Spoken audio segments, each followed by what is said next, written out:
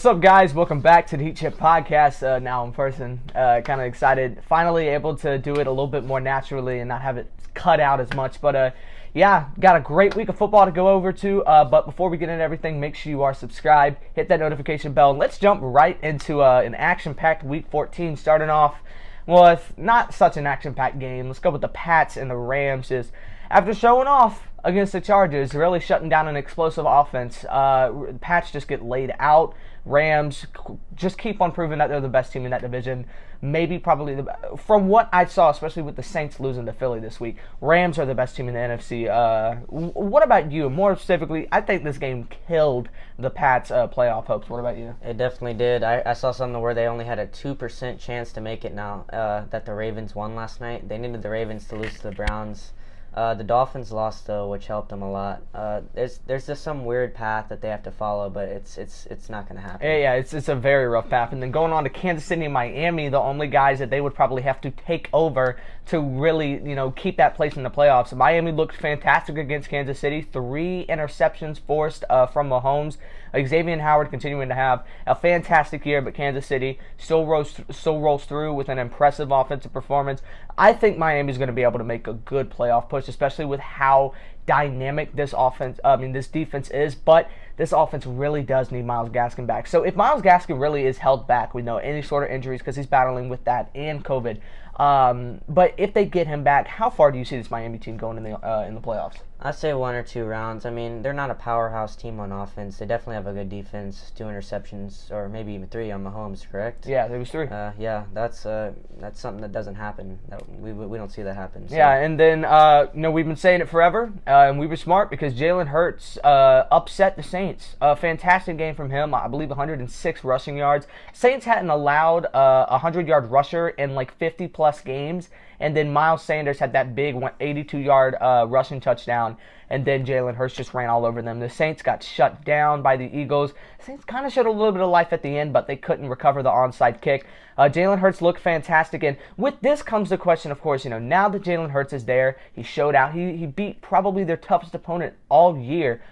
You got to help but wonder, where's Carson going to be come next season? Because I honestly don't expect him to be with the Eagles. I don't think the Eagles should be keeping him around, not necessarily because Carson isn't that guy anymore. I don't think he fits. I feel like Indianapolis is the best place for him, but even then, the Pats are a great fit for Carson Wentz. What do you mean when it comes to the point when Carson is going to be here next season? Could he come back? And who do you see that team really being the best for him? I was thinking the Colts, and I was also thinking the Pats, so I'm glad you said that. We're in need of a quarterback if we decide to get rid of Cam.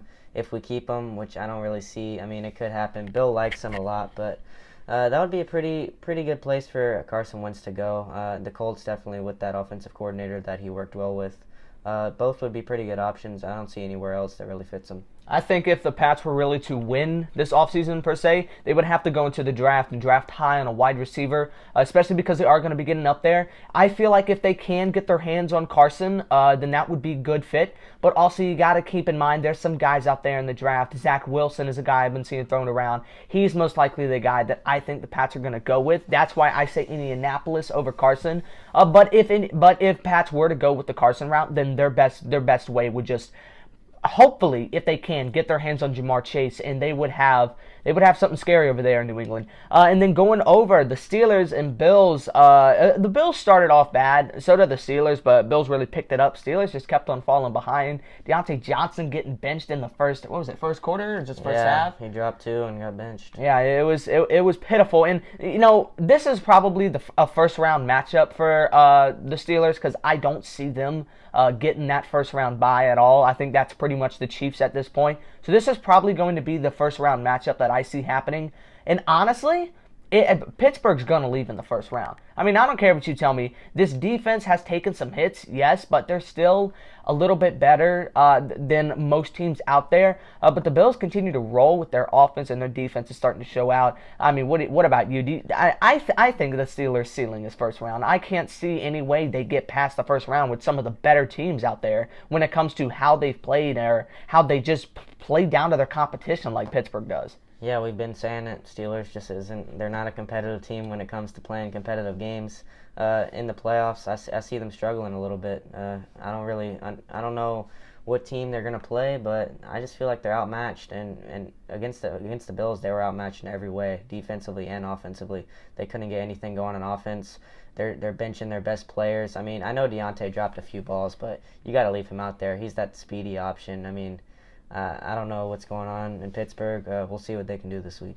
Yeah, and then rounding off with a fantastic Monday night game. We always have that one like phenomenal Monday night game, and this was that one. Baltimore, Cleveland.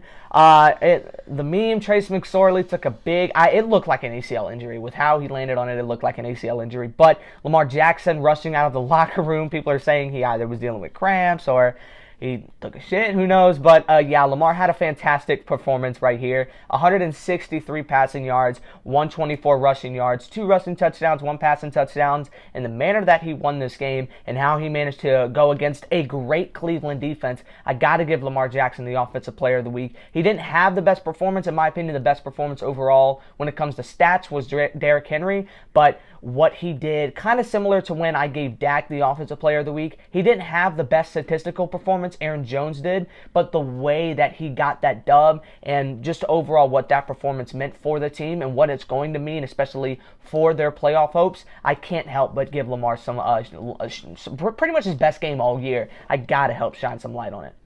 Yeah, my Offensive Player of the Week is going to be Henry, but great performance by Lamar. I like how he came out there and just won the game right away out of the locker room. Couple big runs to help the team. But Derrick Henry, he kills the Jaguars always, and we saw him do it again. What a game. Getting the end zone twice. Ton of rushing yards. That's just what Derrick Henry does to the Jaguars. Yeah, and then Defensive Player of the Week. There was a lot of good performances, especially for some just really big touchdown plays. But a guy who I didn't hear a lot of people talk about, Hassan Reddick for the Arizona Cardinals. 5 total tackles, 2 tackles for a loss. 5 sacks in a single game. That's a franchise high from any player for the Cardinals. And then 3 forced fumbles. I got to give this man my Defensive Player of the Week. Go with something a little bit less flashy, but Hassan Reddick really just dominated that New York Giants offense. Yeah, great performance right there. I got to give it to Chase Young, though. That touchdown was very clutch. It sparked the Washington football team to win that game. They really needed something like that because their offense was struggling. Both offenses were struggling, and Chase Young getting that fumble and getting that touchdown really helped the team out and get them the win. And then a couple other things I wanted to touch on, especially coming off of that big game from Washington. I feel like Washington's almost in the clear for the title. Of course, a couple of weeks back, you were talking about New York potentially being the guy to favor here in the NFC East. But I've been saying Washington, especially ever since Gibson had that huge game. And I do still think Washington is going to be the team to come out of this division. I feel like it's already a lock for them. But what about do you think Giants could still potentially take this spot from Washington? Absolutely, because Washington does have to play the Seahawks this week. I mean, that's probably going to be a loss. I'm not sure who the Giants play. I believe it's I can't remember. I don't pay attention to the Giants. All right. Well, I mean, right now it does look like Washington's pretty.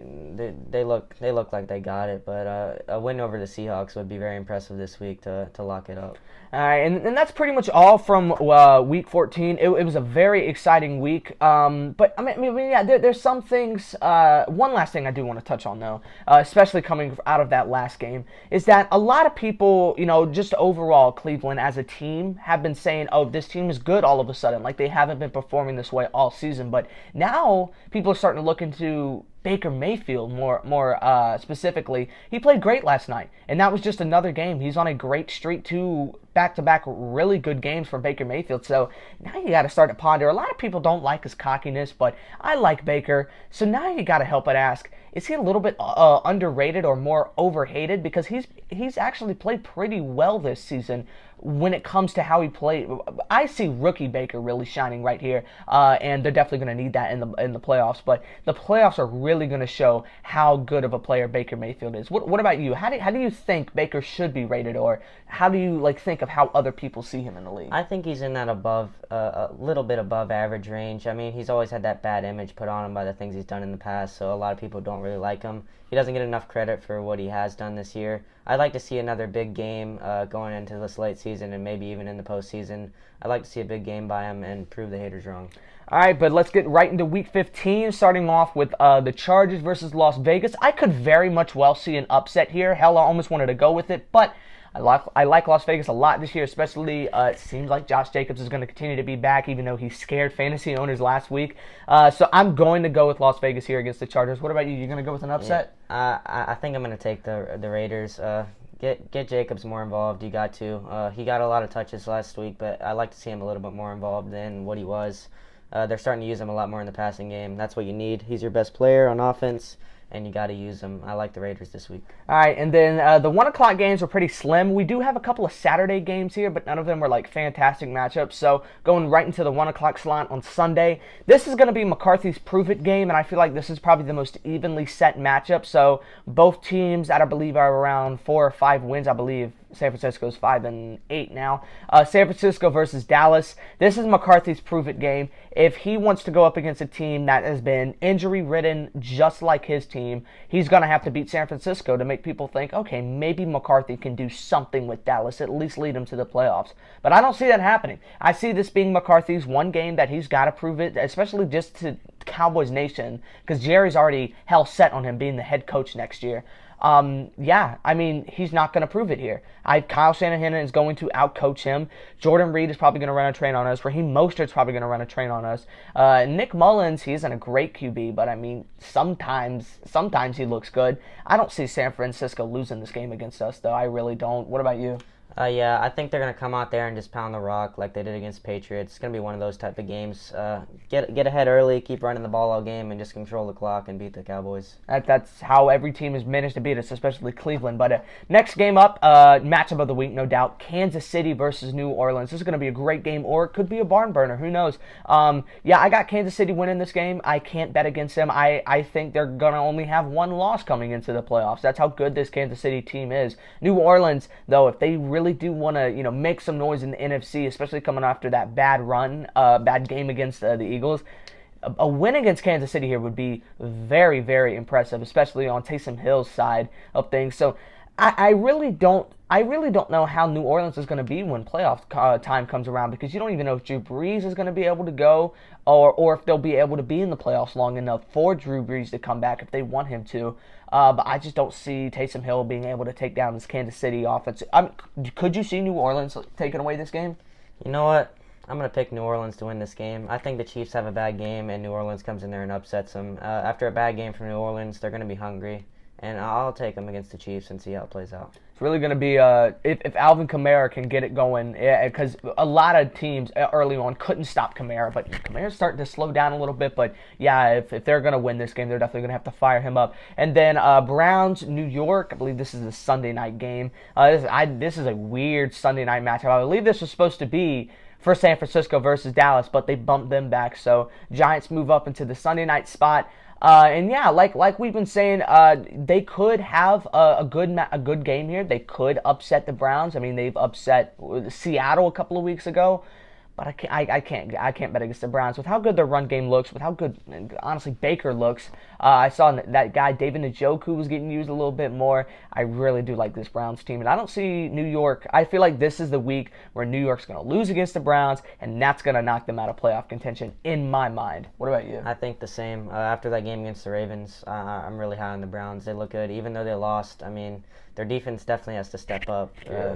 But their offense just looks great. I can't bet against them, especially against the Giants. And then the final game here, I mean, how many times does Pittsburgh have to get bailed out this season? Their Monday night game is against the Bengals. I mean, we blew them out. We are the worst defense I've seen in my life. Shut them down with like 7 points. I mean, it's going to be an absolute slaughterhouse. And this will probably get Pittsburgh fans fired up because your offense is going to look so good against the Bengals. Hell, I want the Bengals to win. If they win here, you might as well say goodbye to your playoff hopes. But yeah, Pittsburgh's definitely going to win this one. Yeah, another easy game. Aaron, I know you're watching. Colby, I know you're watching. Steelers suck. I mean, you got to pick them though because easy matchup. I mean, they're gonna win this.